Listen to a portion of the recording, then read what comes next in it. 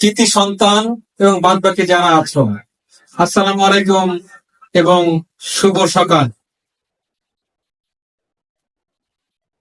আমার জীবনের একটা বড় অধ্যায় বলবো যে আমি এখানে আসতে পেরেছি, এই জন্য আল্লাহর কাছে করে শুকরিয়া আদায় করছি যে আল্লাহ আমাদেরকে সবাইকে সুস্থ রেখেছেন এবং আমরা আল্লাহর রহমতে একটা সুন্দর প্রোগ্রামে, অর্থাৎ এত বড় একটা কৃতি সন্তানদের মাঝে উপস্থিত হতে পারার সক্ষমতা আল্লাহ দিয়েছেন, আলহামদুলিল্লাহ। আমি স্মরণ করছি আমাদের সর্বকালের সর্বশ্রেষ্ঠ বাঙালি জাতির পিতা বঙ্গবন্ধু শেখ মুজিবুর রহমান, ৩০ লক্ষ শহীদদের, 2 লক্ষ বীরাঙ্গনাদের।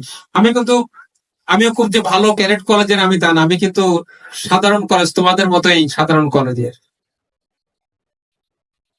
আমার সেই প্রায় 30 বছরের আগের, 30 বছরের বেশি বলা চলে, 35 বছর আগের কথা।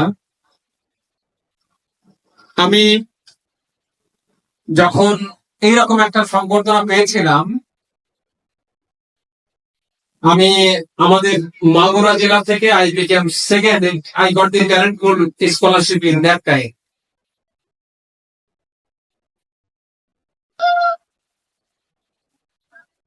আমার সেই কথা মনে পড়ে যে আমাকে সংবর্ধনা দিয়েছিল ওইটাই প্রথম, কারণ আমাদের ওই স্কুলে এত ভালো রেজাল্ট কেউ করেছিল না, মানে আগে আর পরে তো নাই। পরে মানে আমার পরে কি করেছে আমি জানি না, বাট আমার কাছে মনে পড়ে, ওই স্মৃতিটা আমার মনে পড়ে। আমার রেজাল্টটা নিয়ে মনে পড়ে, আমার বাবা ছিলেন একজন স্কুল শিক্ষক। বাবার কাছে যখন আমি গেলাম, বাবা তখন অনেক দূরে। আমার মনে পড়ে সাইকেল নিয়ে গিয়েছিলাম, যতটুকু মনে পড়ে। বাবা আমাকে বুকে জড়িয়ে ধরে দোয়া করেছিলেন, আলহামদুলিল্লাহ। যাই হোক, এটা বাস্তবতা, আমি আর ওদিকে যেতে যাচ্ছি না। মনে পড়ে সেই দিনের কথা আর কি, আজকেও আমার মনে পড়ছে যে তোমরা যারা আছো, তোমার বাবা মা যারা সামনে বসে আছে, তাদের বুকটা কিন্তু এইভাবে ফুলে আছে, গর্বে ভরে আছে। তোমরা আমাদেরকে যে সম্মান দিয়েছ, তোমার পিতামাতার যে সম্মান দিয়েছ, শিক্ষকদের যে সম্মান দিয়েছ, এই জন্য তোমাদেরকে অনেক অনেক ধন্যবাদ। শুধুমাত্র তোমাদের একটা ক্রেজ অথবা একটা বই দিয়ে এটা সম্পর্ক হিসেবে কাজ করবে না। তোমাদেরকে অনেক অনেক ধন্যবাদ। আমি দু একটা কথা বলবো আর কি, যেহেতু গার্জিয়ানরাও আছে, তোমরাও আছো এখানে। তোমরা যারা রেজাল্ট ভালো করেছো, তাদের পিছনে তোমাদের সবচেয়ে বড় যে ব্যাকআপ, সেটা হলো শিক্ষক, বাবা মা। বিশেষ করে মা, হয়তো বাবারা যারা আছে তারা বলবে আমরা কেন বাদ পড়ে গেলাম। বাবার অনেক জায়গায় ব্যস্ত থাকে, সাধারণত অধিকাংশ সময় মারাই এই দায়িত্বটা পালন করে থাকে আর কি। সবসময় মার সাথে সন্তানের প্রায় সময় দেখা যায় ঝগড়া। আমি বাসায় তো, আমিও তো বাবা, আমি তো দেখি আমার সন্তানের সাথে, এখানে আমারও সন্তান আছে, দেখি মার সাথে একটু ঝগড়া হয়, শুধুমাত্র একটাই কথা, মানুষ হওয়ার জন্য। মার কোনো স্বার্থ নাই, বাবার কোনো স্বার্থ নাই। পৃথিবীতে একমাত্র নিঃস্বার্থ ব্যক্তি হলো বাবা মা, সবার আগে মা। তোমরা যখন বড় হবা, অনেকের কাছে জানতে যখন শুনলাম যে কে কি হতে চাও, কে বললো ইঞ্জিনিয়ার, কেউ বললো ডাক্তার, কেউ বললো আর্মি অফিসার। এই যে বড় হওয়ার যে একটা স্প্রিয়া তোমাদের মাঝে থাকুক, বড় হয়ে তোমরা যখন অনেক টাকা ইনকাম করবো অথবা ভালো জায়গায় থাকবা, তোমার বাবা মা কিন্তু 1 টাকাও চাইবে না তোমাদের কাছে যে আমাকে 10,000 টাকা প্রত্যেক মাসে দিও। যত কষ্টই করুক না কারণ ওনারা চান তোমরা ভালো থাকো। আমি এখন এই বয়সেও, আমি যখন আমার গ্রামের বাড়িতে যাই, আমার শিক্ষক থাকলে গাড়ি থেকে নেমে ওনাদের সাথে সালাম করে, আগে আমি পায়ে হাতে সালাম করতাম, পরে জানলাম যে আসলে পায়ে হাতে সালাম ইসলাম ধর্ম এটা বলে না, মাথা নিচু না করতে, এই জন্য এখন সালাম দিই। দিয়ে ওনার সাথে যদি কোনো চায়ের দোকান থাকে, ওনার চায়ের দোকানে একটু চা খেয়ে তারপর আমি বাসায় যাই। অন্য সময় হলে প্রত্যেক টিচারের বাসায় যাওয়ার আমি চেষ্টা করি, কেমন আছে, কি অবস্থায় আছে, অনেকে মারা গেছেন, যারা আছেন আমি চেষ্টা করি। এই যে শিক্ষকদের প্রতি শ্রদ্ধা, এই যে ভালোবাসা, এটা কিন্তু অনাবেগ, এটা কিন্তু কোনো দিকে তুলনা করা যায় না। তোমরা যতদিন বেঁচে থাকবা, এই শিক্ষকদের শ্রদ্ধা করবা। শিক্ষকরা তোমাদের যেটা বলে, শিক্ষকরা তোমাদের ভালোর জন্য বলে, কখনো তোমাদের অকল্যাণের জন্য বলে না। তোমার বাবা মা যেটা বলে কখনো তোমার অকল্যাণের জন্য বলে না। তোমাদের যতদিন বাবা মা এবং শিক্ষকদের প্রতি শ্রদ্ধা রেখে এবং বাদ বাকি যারা বয়সে বড় তোমাদের কথা শুনবা, দেখবা তোমরা কখনো বিভ্রান্ত হবে না। আর একটা বিষয় বলবো যে বর্তমান তো মডার্ন যুগ, ডিজিটালের যুগ, মোবাইল থেকে দূরে থাকা খুব মুশকিল, তাই না?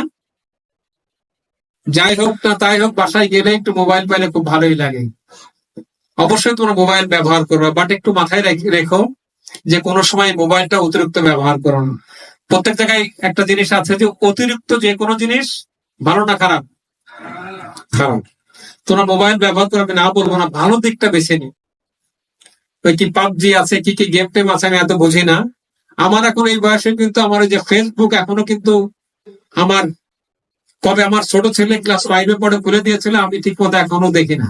অনেকে বলে তুই এটা দেখিস নাই, আমি এসব দেখি না। আমার জীবন চলছে না, না আমার জীবন থেমে আছে? আমার জীবন তো চলছে। সুতরাং বলবো যে তোমরা ব্যবহার করো মোবাইল, বাট যতটুকু সহনীয় পর্যায়ে রেখে করা যায়। অ্যাডিক্টেড হয়েও না, অ্যাডিক্টেড হলে বিপদে পড়ে যাওয়া। দেখবা যে তোমার মা এক কথা বলছে, বাবা এক কথা বলছে, একসময় তোমার ভালো লাগছে না, পরিবেশটা নষ্ট হয়ে যাবে। বাসার পরিবেশটা ঠিক রেখো। তোমার বাবা অথবা মা যদি তোমাকে একটা গালি দেয়, বাবা মা কিন্তু ঘুম আসে না, খাওয়ার সময় খারাপ লাগে। ইভেন যদি তুমি রাগ করে বাসা থেকে বের হয়ে যাও, বাবা মা খাওয়ার সময় কিন্তু খাবার নিয়ে কাঁদে। এই কাজটা করো না। বাবা মাকে সম্মান করো। আমাদের ইসলাম ধর্মে কি বলা আছে, অন্য ধর্ম বলা আছে, মায়ের পায়ের নিচে কি বেহেশত, তাই না? অর্থাৎ এটা কথাও বলা আছে, যদি কোনো বাবা মা সন্তানের জন্য দোয়া করে আল্লাহর কাছে কবুল হয়। আর বাবা মা যদি তোমাদের জন্য কোনো সময় বদদোয়া করে আল্লাহর কাছে এটাও কবুল হয়। কোনো বাবা মাদের মনে কষ্ট নিয়ে থাকে, এবং আমরা জানি, ইতিহাসও জানি যে আমাদের নবী যখন বেঁচে ছিলেন, একজন মারা গিয়েছিল। মারা যাওয়ার পরে সন্তান, ওই যে মৃত ব্যক্তি অনেক কষ্ট পাচ্ছিল আর কি। আমাদের নবী তো সবই বুঝতেন। তো উনি জানতে চাচ্ছিলেন যে এই ব্যক্তির এই অবস্থা কেমন। কে যেন বলছেন উনি মাকে ভালো দেখাশোনা করতেন না। মার কাছে যখন নবীজি গেলেন, তখন মা মাফ করতে রাজি নেই, অনেক কষ্ট পেয়েছে। তখন নবীজি মাকে বললেন যে ওকে তাহলে কিছু কাঠ নিয়ে আসো, কাঠ নিয়ে পুড়িয়ে দিই। মা বললো না, আমার সন্তানকে পোড়াই দিয়েন না, এত কষ্ট দিয়েছে তারপর কিন্তু পোড়াই দেন না, মরে গেছে, পোড়ালে কি বোঝা যায়? কিন্তু বোঝা যায় না। কিন্তু না, আমার সন্তানকে পোড়ায় না, আমি সন্তানকে মাফ করে দিলাম। তা এইটা হলো বাবা মা। আমি সন্তানদের এই জন্য বলছি যে বাবা মার কথা শোনার জন্য। আমি বাবা মাকেও বলবো এখন একটু মডার্ন যুগ, একটু ব্যালেন্স হয়ে চলার জন্য। আগের মতো যুগ নাই। আগে যেমন আমরা ছিলাম, বাবা মা থাপ্পড় দিত, খাওয়ার দরকার নেই, তোমার কোনো খাওয়ার দরকার নেই, চলে যাও, একবার খোঁজ নিত না হয়তো বা। কিন্তু এখন বাবা মা কিন্তু অনেক কেয়ারিং। আমরা সব ব্যালেন্স হিসেবে চলি, ব্যালেন্স অর্থাৎ আমরা যদি ইকুয়ালি চিন্তা ভাবনা করি, ছাড় দেওয়ার প্রবণতা থাকে বাবা মা সন্তানদের, তাহলে আমরা ভালো মতো থাকতে পারবো।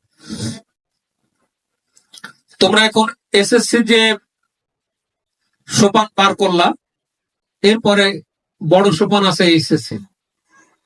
আমার জানা মতে এসএসসির পরে এইচএসসি অধিকাংশ ছেলে এবং মেয়ে খারাপ রেজাল্ট করে। এইটা মাথায় ধরে রাখতে হবে তোমাদের। তুমি একবার একটা গাছ লাগালা, ফল আসার আগে তোমার গাছটা ভেঙে পড়লো, কোনো লাভ আছে গাছে?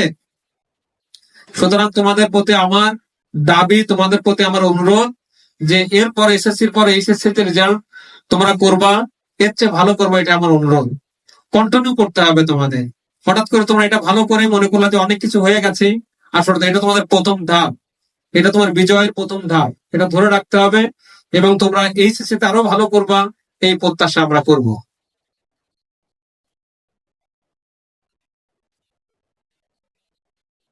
একটা জিনিস একটু মাথায় রাখবা তোমরা, যে শুধুমাত্র এইচএসসি অথবা এইচএসসি যেটাই হোক না কেন, ভালো রেজাল্ট করলে কিন্তু জীবনে সবকিছু পাওয়া যায় না। আমাদের প্রিন্সিপাল স্যার বলছিলেন যে একজন ভালো মানুষ হওয়া জরুরি।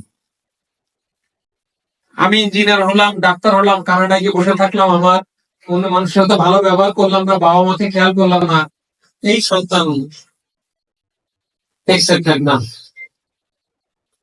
তোমরা যেটা বলবো যে ভালো মানুষ হবা, শৃঙ্খলাবদ্ধ একটা মানুষ হবা, মানুষকে শ্রদ্ধা করবা, মানুষের কোনো মতামতকে মূল্যায়ন করবো, জায়গায় আছে তাদেরকে শ্রদ্ধা করবো, এটা তোমাদের প্রতি আমার অনুরোধ।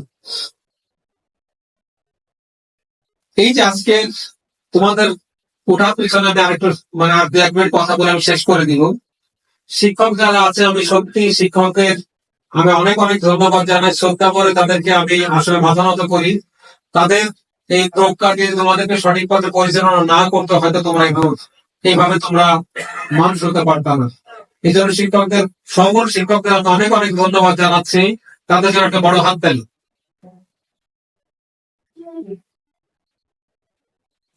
বাবা মার কথা তো বললামই, বাবা মা ছাড়া তো আসলে কত কষ্ট করেছে বাবা মা।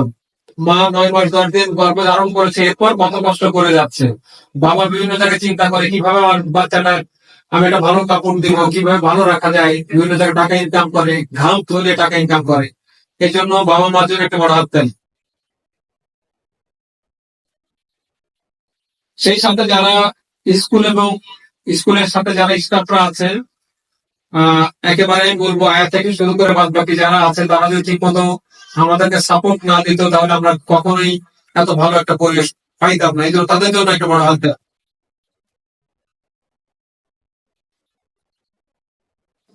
শেষ কথা বলবো, আমার বাম পাশে যিনি দাঁড়িয়ে আছেন প্রিন্সিপাল, আগের যারা প্রিন্সিপাল ছিলেন তাদের প্রতি আমি শ্রদ্ধা করে স্মরণ করছি তাদেরকে।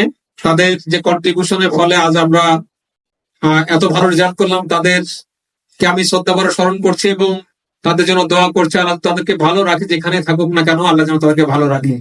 এখন এই প্রিন্সিপাল স্যারের কথা বলি আমি। উনি আমার অত্যন্ত একটা শ্রদ্ধেয় মানুষ আমার কাছে, এবং উনি একজন মানুষ গড়ার সবচেয়ে বড় কারিগর বলবো। শিক্ষক তো আছেনই, উনি একজন অত্যন্ত বলিষ্ঠ কারিগর। ওনার কিন্তু শুধুমাত্র এই জায়গায় না, উনি যখন বিজিবিতে ছিলেন ওই জায়গায় অত্যন্ত একটা কলেজের স্কুলের সাথে ছিলেন, স্কুলকে এত সুন্দরভাবে গড়েছিলেন।